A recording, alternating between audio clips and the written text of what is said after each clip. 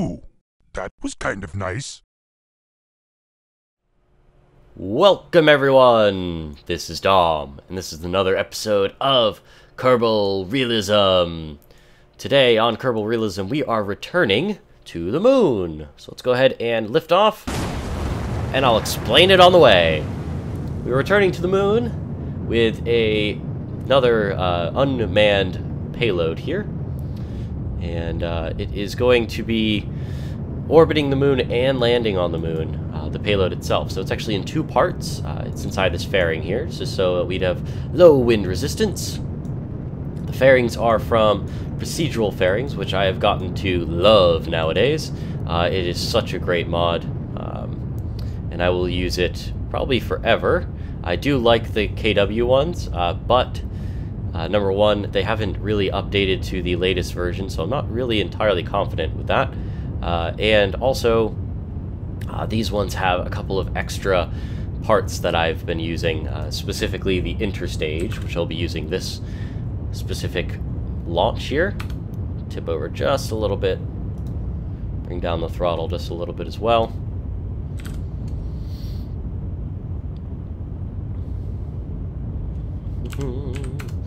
This rocket tends to kind of wobble back and forth on its flight.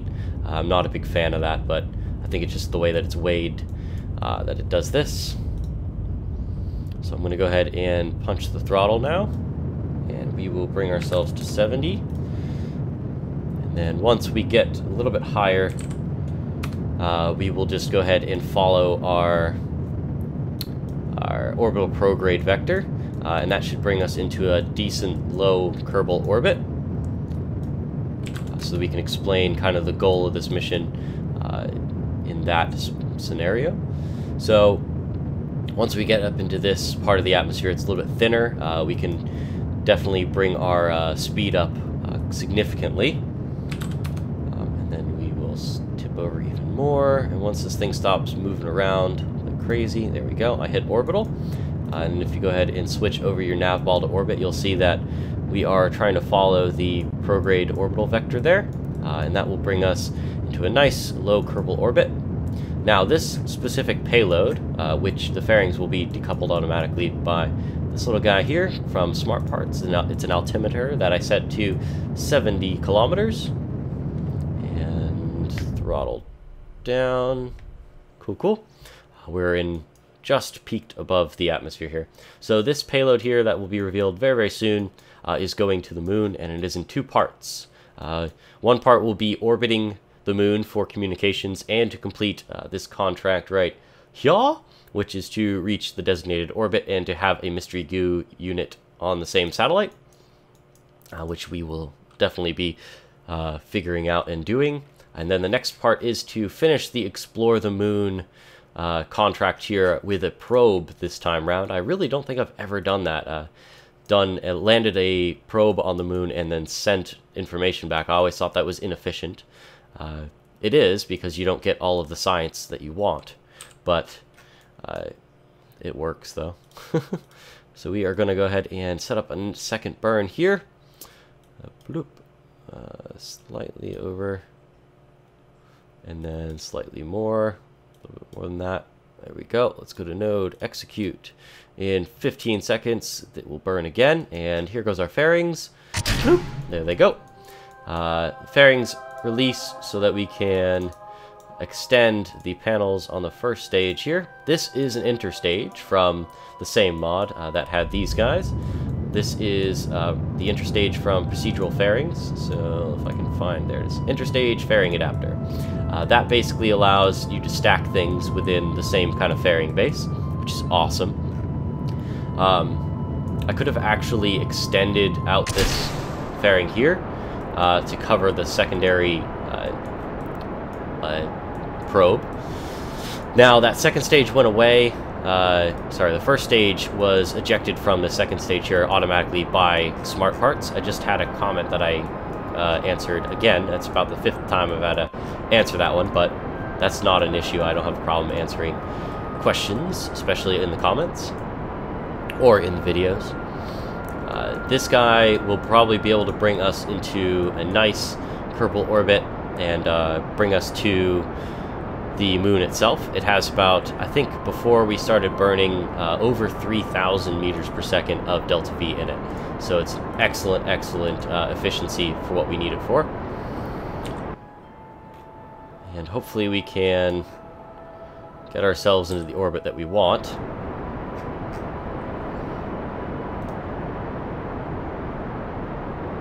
And here we go. Just about there. Nowhere close. And that's not good enough, so we will finagle it, because this guy doesn't have a lot of power. So we're going to have to finagle this orbit just ever so slightly. So we're going to have to burn upwards. Oop. Take off kill, please. Take off kill, please. Works for me. Wow, I am really losing all of my delta V here. As long as we're in an orbit, that's all that matters. Okay, we're in orbit. Now, since we are in orbit, we need to plan our intercept with the moon. So let's go ahead and do that. And then we will take a look at the probe a little bit more closely. There we go. That's a decent intercept. Actually, I need to go on this side, if I remember correctly. That should be plenty good. And we'll hit node and execute there.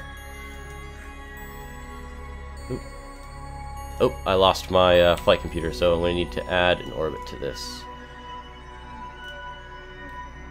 Which is fine. And then we will program it in when we have connection again. I need to extend all of my communication stuff here, but I do have an antenna on it. Oh, wow, look at that. Oh, that was awesome. The moon went right in front of the sun. That was cool.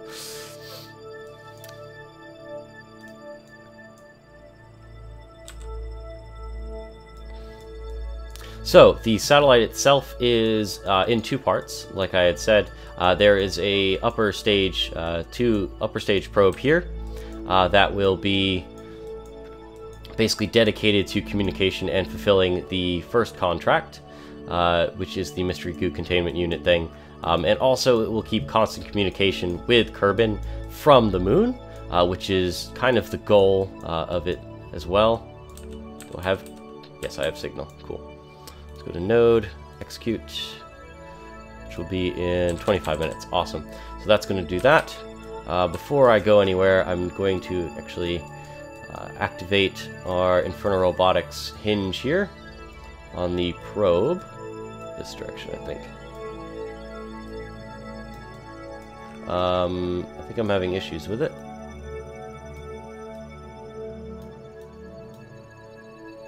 Ah, never mind. It's the orbiter is the one that I'm looking at. Ha! The probe has its own. It's in there. There it goes. Awesome. So moving these things around actually does change the center of mass, so I recommend you guys keep an eye on that every once in a while. Let's go ahead and change the target to mission control on our satellite dish here and activate it so that we will always stay in communication. And let's go ahead and jump up. So this top orbiter here will basically orbit the moon in a more or less equatorial orbit just to satisfy the contract. It has a very specific orbit. And the bottom stage, we are actually going to land on the moon with some science stuffs to be able to get the second part of the land on the moon and do science on the moon contract. That will all be able to get us to about, I think it was 60, no, I think it was even more than that. It's probably over 100 science that we're going to gain from this specific mission. And we're going to try to do the whole thing today. That's kind of the plan. So here it goes, the big burn to the moon. And we had to overshoot the moon, I think ever so slightly, so that we end up in a very in a rotation around the moon in this direction. If we brought our periaps a little bit lower than what we were aiming for, we'd be going in the counterclockwise if you're looking from the top direction. So we need to do clockwise. We can turn off our Infernal Robotics for now. So the bottom stage here is actually in a, what did I call this? An interstage fairing. Now, as soon as I decouple this fairing here, the top stage will then be released from the rocket. So I need to do all of my adjustments before I decouple. So we're going to jump up to the moon. There that goes. And gonna go ahead and enter its sphere of influence very, very soon. And hopefully I'm going the correct direction around it at a cheaper amount of fuel than I would have done before. Entering sphere of influence. Let's take a look at the rotation. Awesome, we're going the right direction. As you can tell with the contracts, the way that the little bubbles are going around is the way that you want to orbit. You could actually know the math behind everything, but I don't think that's as fun as just trying it, truthfully. For all of you scientists out there, I do apologize.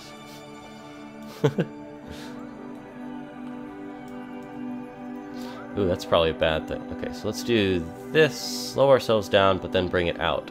There we go, that's probably a better way to do this. And then, what is our periaps? That's just about perfect. And then we will do an adjustment once we reach that point, which, bloop, maybe a little bit in. That's good. We'll do an adjustment so we can get our orbit to be just like that purple line orbiting there. As you can tell, if I go ahead and show these cones, I am going to have constant communication with Kerbin.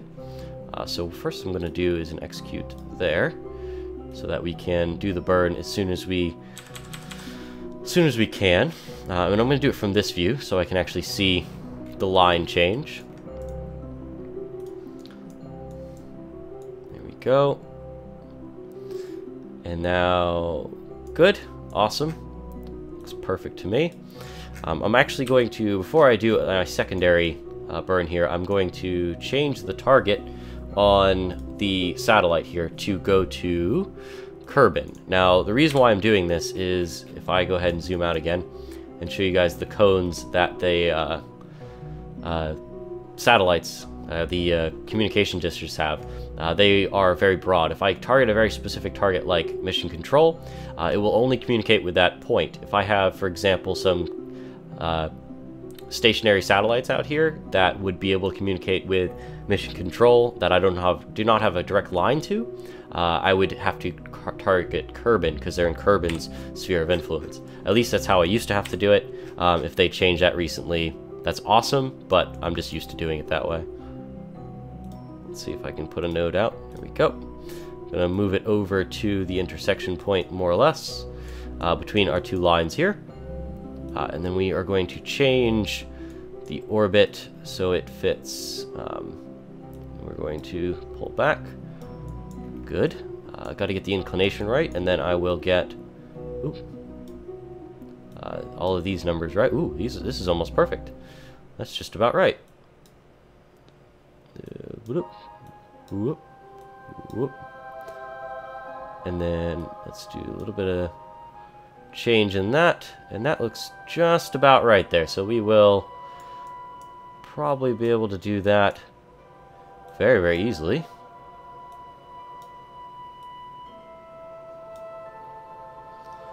Looks good, looks good. So let's go ahead and put that in the flight computer. So we'll hit node and execute. So in 2 hours 39 minutes we'll be using 180 meters per second of fuel to put ourselves in the orbit that we specified. Cool. I recommend you don't speed up too fast when looking for maneuver nodes. The flight computer won't slow you down sometimes. You'll just fly right by them. So once this orbit is achieved, we will be able to satisfy the contract. We will actually do the science in space here and transmit it. There we go. Have a mystery goo, maintain stability for 10 seconds. Let's see if we can get that done, because we are on kill right now.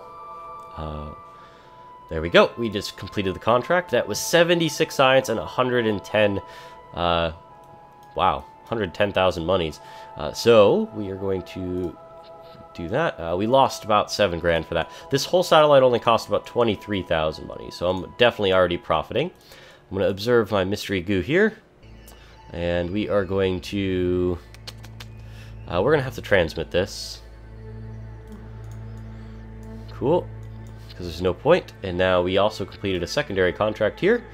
54,000 monies for receiving science from the space around the moon. Awesome.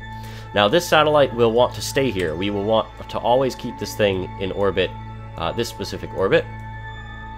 And once Kerbin moves around again so that we can communicate directly with Kerbal Space Center, we will do our second part of this mission. But for now, we are going to actually just speed up time until that happens.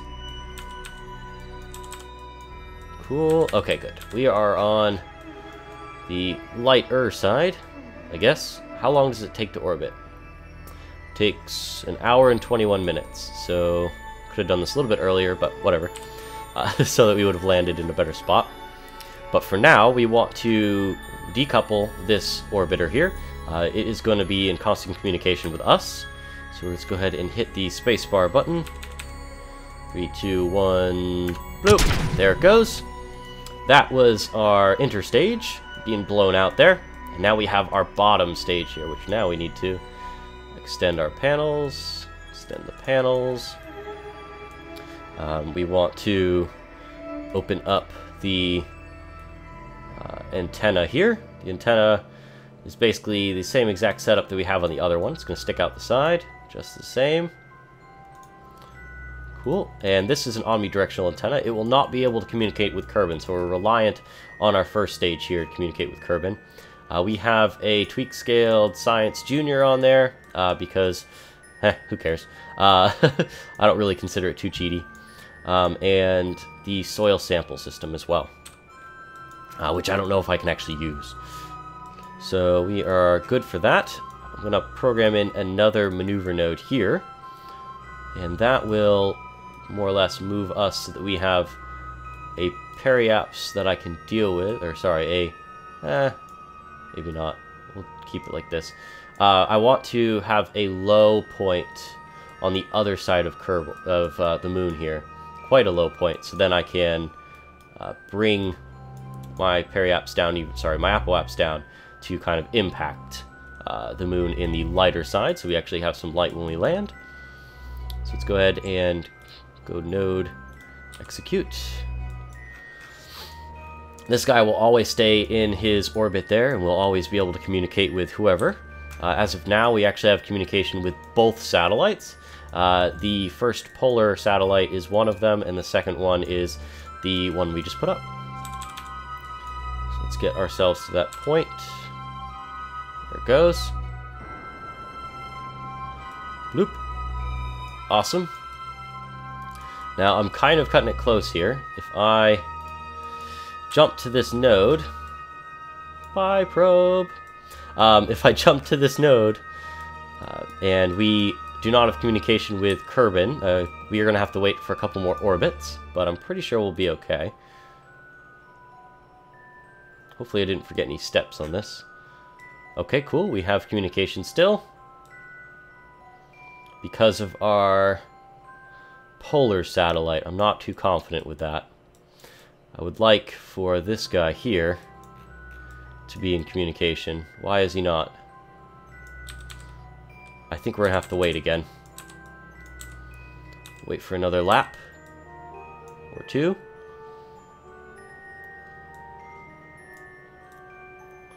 This is the disadvantage of not having my communication network up.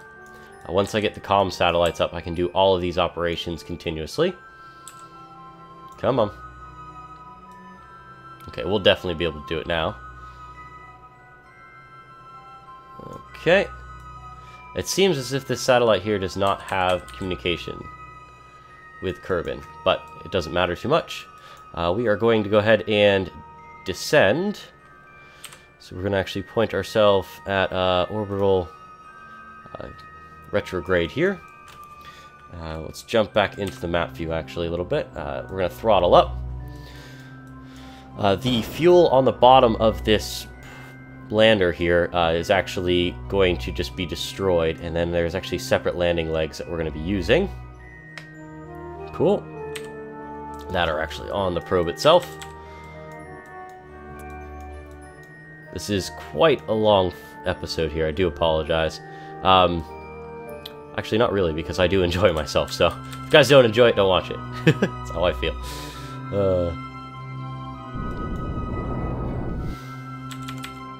Okay, there we go. That's probably good enough for me.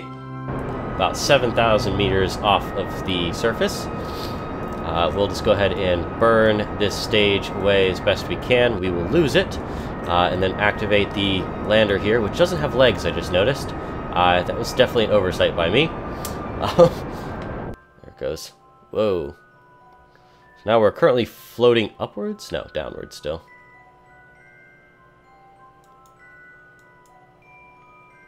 Surface. Retrograde. And let's go ahead and lose the bottom stage. I said lose the bottom stage. That's not good. Ah, who cares? I swear this thing had a decoupler on it at one point. Oh, man. Come on. Hopefully we have enough fuel to get this done. I did not plan this out right, did I?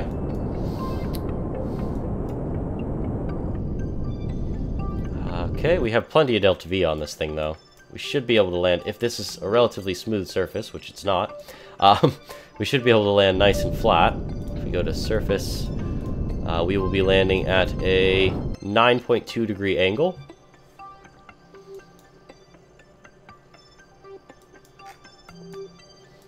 Just want to land on the surface. Come on, you can do this. And we're flying by wire here, so there's actually a slight delay between what I'm doing and what's actually happening with the vessel itself. So it's quite difficult. Come on, come on, come on, come on, come on.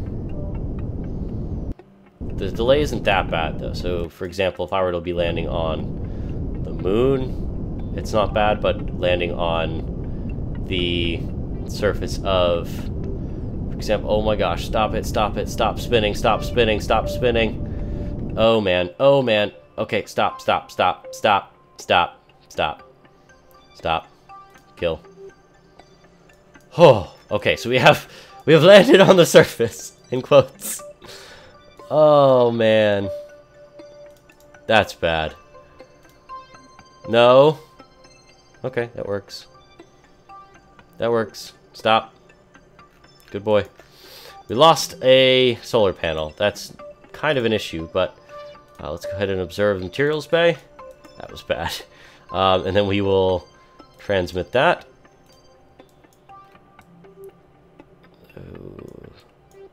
There that goes, and we completed the second part of that contract. So we got our Explore the Moon and such. Ooh, that was bad. Can we run analysis? Oh, we can. What can I do here?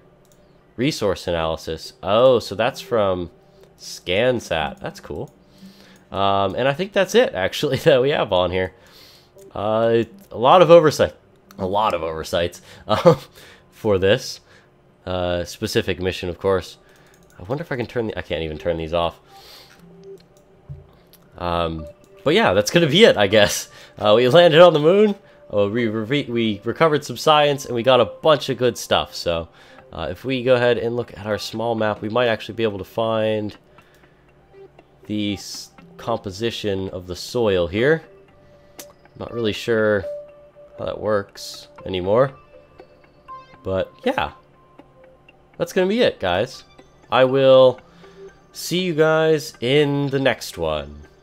Bye-bye.